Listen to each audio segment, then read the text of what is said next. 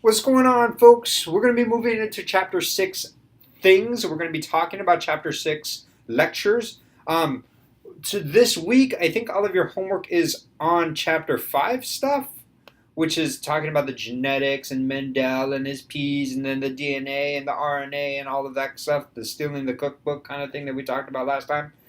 But I always like to stay about a week ahead of my lectures, so I lecture on what you guys are going to be turning in homework for next week. That way, you guys have time to actually do it.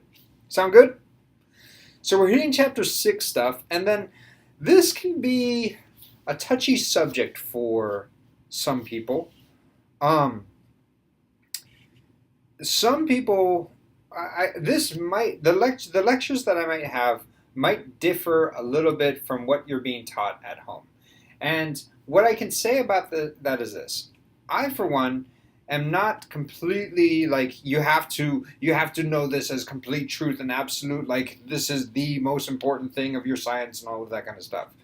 Um, I believe that what you should do is you should learn. You should learn this. You should definitely learn this. But if this is different from what you are taught at home, then just understand that this is a major theory, a major scientific theory out there, and it's what I would have to say is that it still does remain a theory. I think that something is a theory unless it can be proven, and you can only prove it unless you have unless you were there. And to be honest with you, the stuff we're talking about, no one was there. You know what I mean? So I'm going to present this to you as best as I can. This was what Chapter 6 is all about. Please don't get up in arms with me if you don't believe in the theory of evolution and all of that kind of stuff, or if you believe that it's not a theory of evolution and you're very upset that I'm calling it a theory. But I'm going to present it the best way I can, and there, I've given you guys all the time to gripe about it. Actually, I haven't given you any time to gripe about it. Go for it. For the next minute, you are allowed to gripe about learning evolution.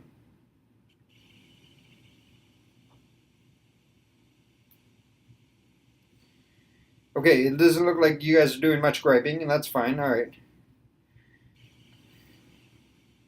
I'll do it for you. Oh man, I don't like evolution. Oh, I really like evolution. I don't believe that this. I believe in creationism. I believe in Buddhism. I believe in evolutionism. I believe in science. Yeah, all of those conversations. Are we cool? I gave you guys your time.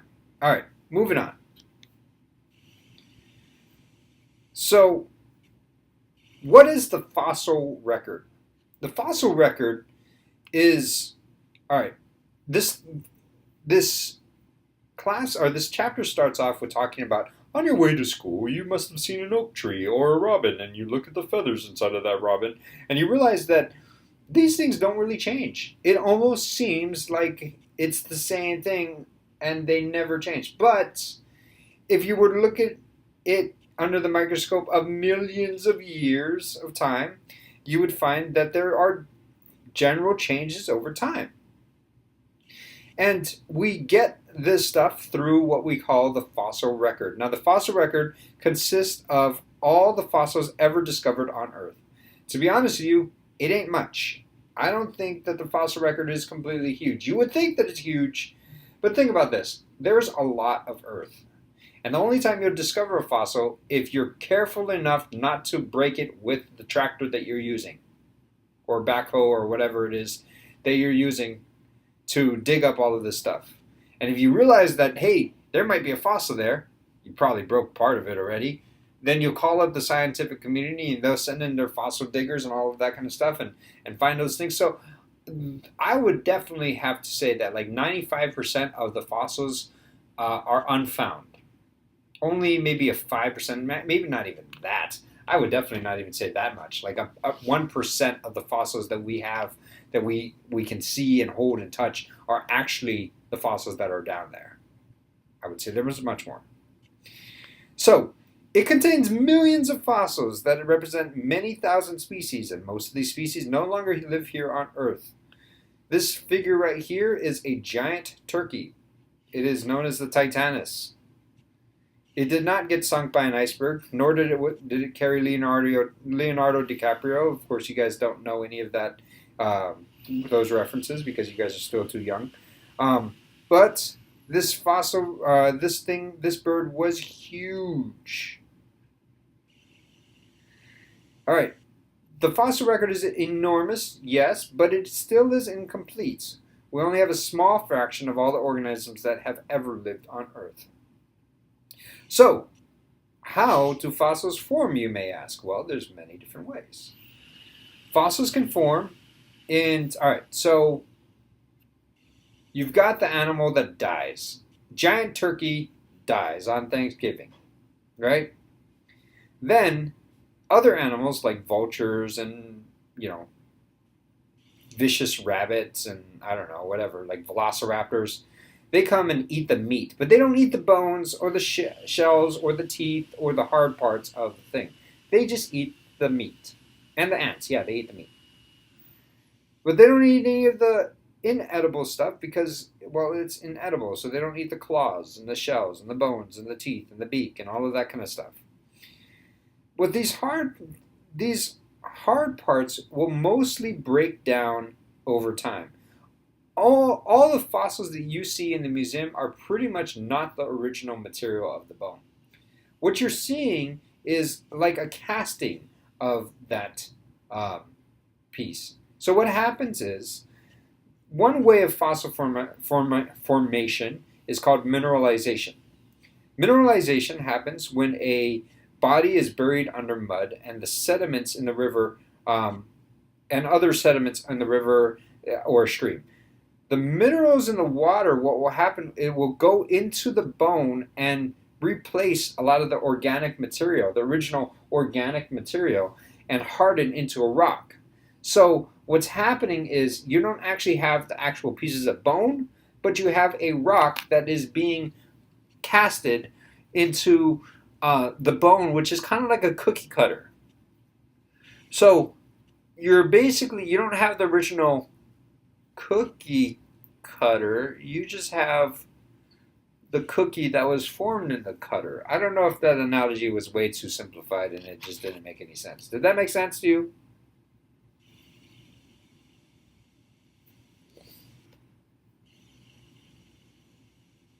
Okay, I'm sorry. All right.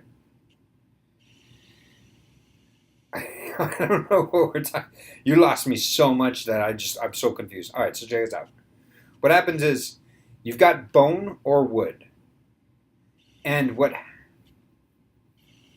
I apologize for speaking too fast. All right, you have bone or wood, and what happens in mineralization is minerals such as calcium carbonate get fill in the small spaces of the bones and the petrified wood. And then they harden into rock. And so that's what these fossils are, is not actually the bone, but it's the um, the hardened calcium carbonate. Does that make sense? So the bone itself only acted as kind of like a bowl or a cookie cutter that got filled in with calcium carbonate, which hardened into rock. That's the process of mineralization, or other minerals, of course. Make sense? All right. The second way, or another way of fossilization, is through carbonization. Carbonization is what happens when you want to freeze Han Solo and your Boba Fett, and then basically you put him inside of this little gas chamber and it freezes them. That is carbonization. The more practical way of carbonization is usually basically the rocks, the leaves or something will fall onto some mud, and then that mud will get driven down into the earth, and the pressure of that will basically create an outline or film of that organism. Does that make sense? So you don't actually see the leaf, you don't find the leaf, but what you find is kind of like the shadow of a leaf or the imprint of a leaf. All right, molds and casts. One type of fossil that we could find is, well, first I need to explain what a mold is. A mold is an impression of an organism in the rock. A cast is a fossil copy of an organism in a rock. So, one of the ways we can find fossils is through trace fossils. Trace fossils is basically what it does is it doesn't actually preserve the organism itself or the animal itself. What it does is it preserves the activity. For example, if I found an impression of Bigfoot, I wouldn't actually find, like how people all have these Bigfoot sightings. They don't actually have, they have these little like big feet prints. They don't actually have fossils of or any information about the actual animal that is Bigfoot or whatever, but they have information about the animal's activity. So, for example, if a organism runs across, say, mud, and then what happens is these tracks can be hardened, and you can actually see the traces of that thing in the fossils later on. Does that make sense? But you don't actually have a copy of the actual organism. It's just a copy of the organism's activity. So from that, you can figure out exactly how the thing hunted, or how fast it ran, or how tall it was by measuring out how far it steps in between its steps, and all of that kind of stuff. How many legs it had, that kind of stuff. Does that make sense?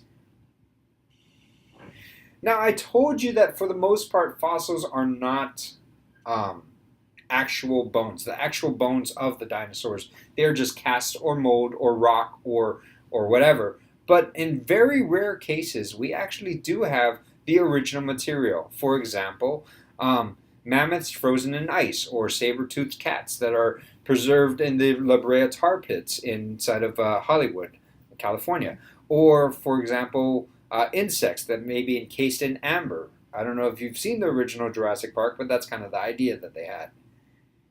And that is actually a case where you have the original material of the organic life form that was preserved. And that's pretty cool too. But for the most part, these fossils that you see are not actually the original bone or the original tooth. They're just a replica that nature made. Okay, so how do you determine how old a fossil is? Because there's no doubt that there's fossils, but I think that one of the things that a lot of people who don't believe in evolution, a lot of people who do believe in evolution, complain about the age. And here's where I'm going to use this example. Quinn is a student in our class. What up, Quinn? How's it going with you, bro? Okay. Quinn has a younger brother. His younger brother is age 10. Quinn also has an older brother. He has two older brothers, actually. And do you have any sisters, by the way? All right. Quinn has other siblings, but let's just talk about his brothers for now. Quinn has a younger brother who's 10, and he has an older brother who's 17. Okay? And in fact, I know his older brother because I taught his older brother at one point in time. So, what can I definitely say about Quinn's age? If I know for a fact, say that I wanted to figure out how old Quinn was, and I had Quinn's younger brother's birth certificate and his older brother's birth certificate, and I know that his younger brother is 10 and his older brother is 17, what can I definitely say about Quinn?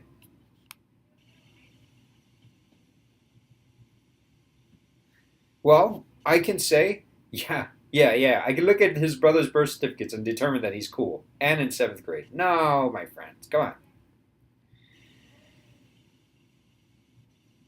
Yeah, all right, fine. He's between, not around, but he's between 17 and 10, or 10 and 17. He's somewhere in between there. Does that make sense? He's obviously older than 10 because that's his younger brother's 10, so he has got to be older than that.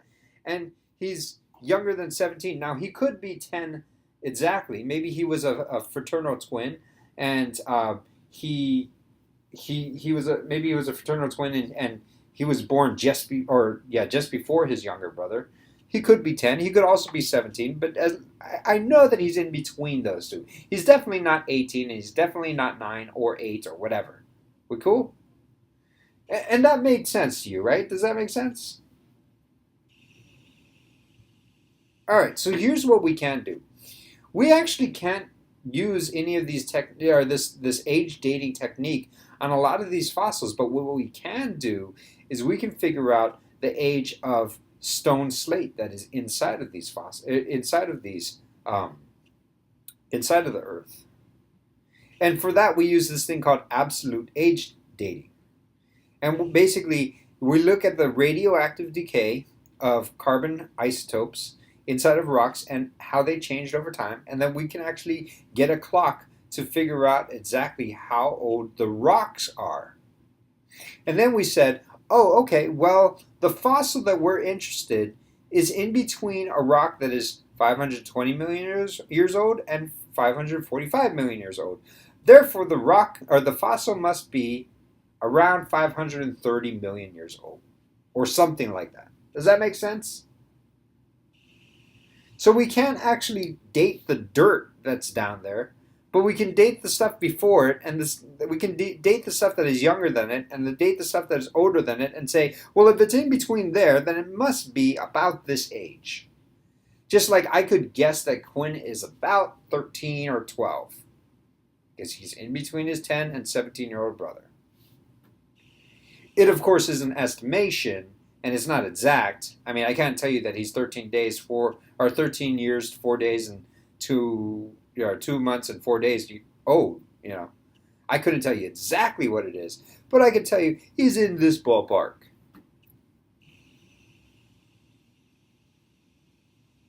Does that make sense? All right, cool. Fossils over time. Now,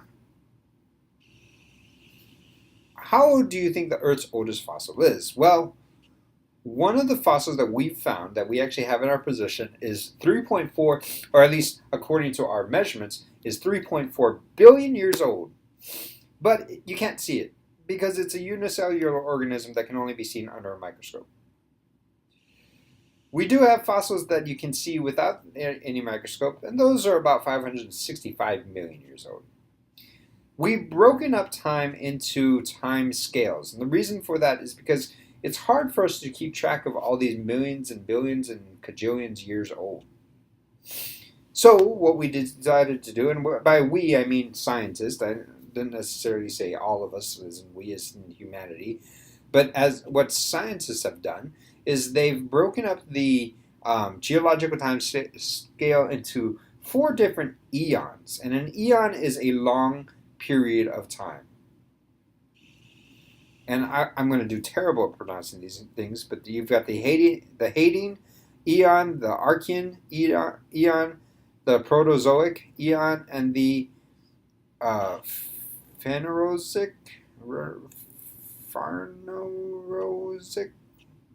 eon. These 4 different eons, yeah. Oh, here, Phanerozoic. Phanerozoic. Right here, it's spelled out phonetically. Phanerozoic. Sounds Samoan to me. Hey, Phanerozoic. I don't know. Never mind. All right. Well, I didn't say it was a bad thing. I just said it sounds Samoan to me. Phanerozoic. Fine. It sounds German to me then, huh? If that makes you feel any better, I apologize. I don't want to make any Samoans upset. I apologize. Truly. Yeah. It's definitely German. I don't know what it is. I can barely pronounce it. This is why I'm an engineer and physicist. Okay, let's see. So what we do is we actually plot out time. Oh, okay, good. I'm glad you guys won't go crazy on me.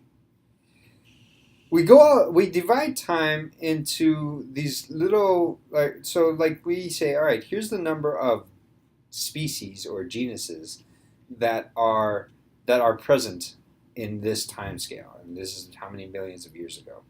And you notice that there's some major drop points. There's these major dead spots. And I say dead spots, well, literally I mean dead spots because a lot of people died, or at least a lot of species died in this particular uh, dead spots. And then what we do is these are the extinction events. So you have the late Permian and the late Jurassic and the late Cretaceous and the late Devonian and the late Ordovician, and all of that kind of stuff.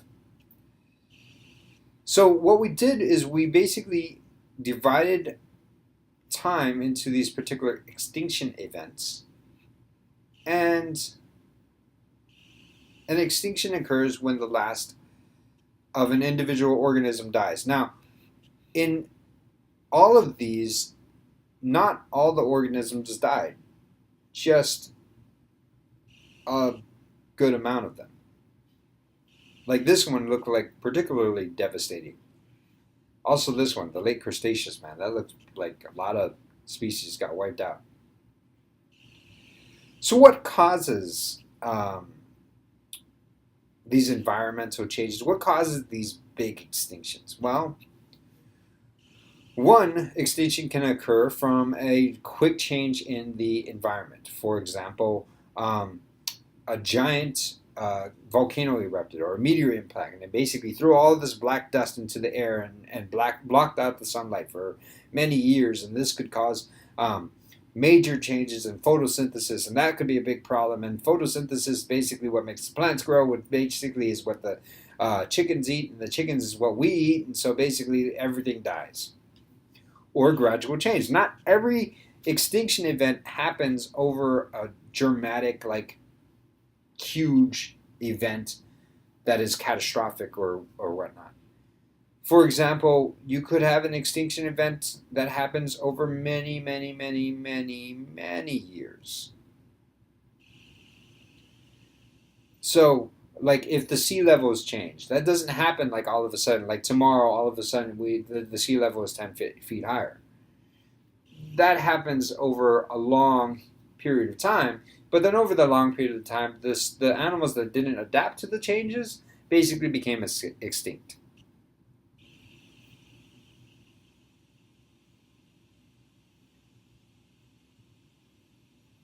Does that make sense?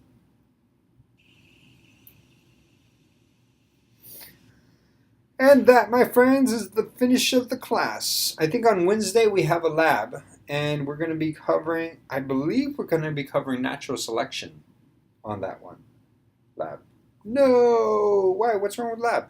You guys don't like lab?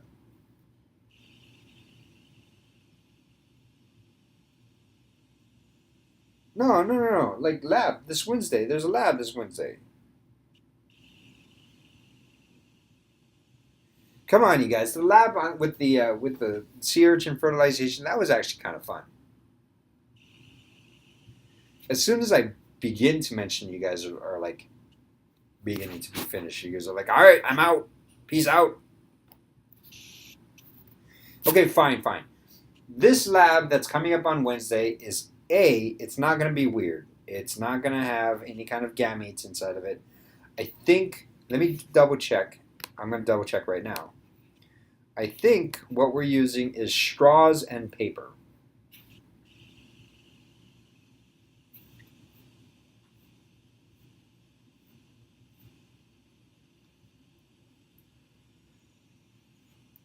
Oh, wait. Let me just double check. What is this one? I forgot.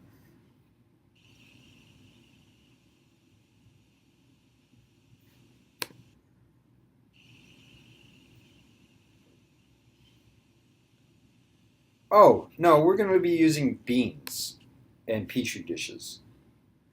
Um,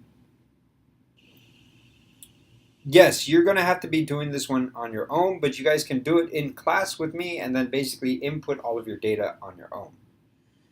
Does that make sense? And I'm designed this lab so that you can do it if you can't make it into lab on Wednesday, which I highly encourage you to do. You are able to do it at home. Or if you are off island, you can do this lab at home. Like you couldn't get sea urchins and microscopes on Kauai or whatever. But you could definitely get like beans and cups. And that's all you need for this lab. But it's actually a very interesting lab, though. We cool? All right, talk to you guys later. See you Wednesday at lab time, 11:15. Okay, bye.